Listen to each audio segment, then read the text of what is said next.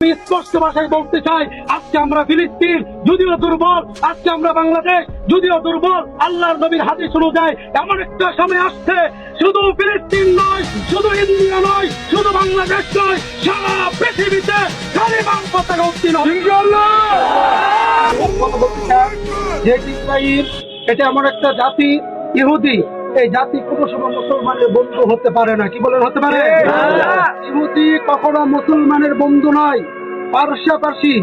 পাশাপাশি আমি স্পষ্টভাবে বলতে চাই, ইহুদি, হিন্দু, যত ধরনের ইসলাম বিরোধী যত ধরনের ধর্মাবলম্বী আছে, তারা কখনো মুসলমানের বন্ধু হতে পারে না। এবং আপনি তাদের সাথে চলাফেরার করার কারণে, যদিও আমি এবং আপনি মুসলমান হিসেবে কোন একটা হিন্দু, কোন একটা ইহুদিকে অন্তরে স্থান দিলেও আল্লাহর নামে শপথ করে বলি, কোন ইহুদি, কোন হিন্দু, কোন খ্রিস্টান, কোন একজন মুসলমানকে তাদের অন্তরের মধ্যে কখনো জায়গা দেয় না। আমরা বলতে চাই, আমরা বারবার ভারতের পক্ষে কথা বলেছি, আমরা বারবার আমাদের বাংলাদেশে যত হিন্দু বসবাস করে তাদেরকে আমরা আমাদের ভাই বলে আমরা তাদেরকে সস্থানে আমরা জায়গা দেই, তাদেরকে আমরা আশ্রয় দেই, তাদেরকে আমরা নিরাপত্তা দেই। কিন্তু আপনাদের সামনে স্পষ্ট, পূর্বে যারা বলেছে একজন মুসলমান গরু জবাই করার অপরাধে যদি তাকে পিটিয়ে হত্যা করতে পারে, আমি স্পষ্টভাবে বলতে চাই, তারা কি আমাদের বন্ধু না তারা আমাদের শত্রু? শত্রুকে আমরা আজ থেকে আর বুকে কখনো টেনে নিব না।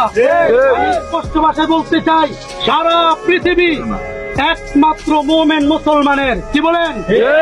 এই পৃথিবী কোন ইহুদির না, কোন খ্রিস্টানের না, কোন হিন্দুর না।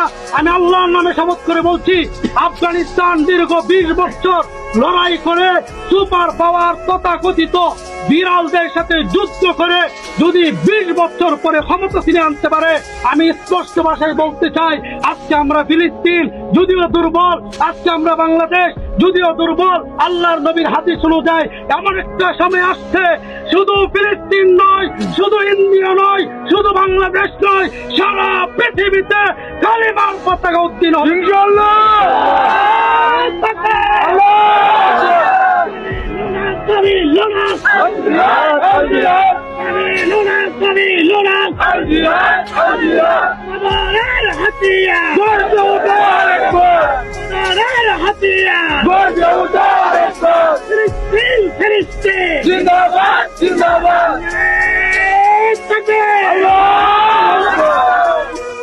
বলতে চাই, শুধুমাত্র আমেরিকার হোয়াইট হাউস নয়, রাশিয়ার মস্কো নয়, পৃথিবীর এক প্রান্ত থেকে অপর প্রান্তে কালিমার পতাকা উত্তীর্ণ হবে। মুসলমানরা শাসন করবে, সেখানে শাসন করবে।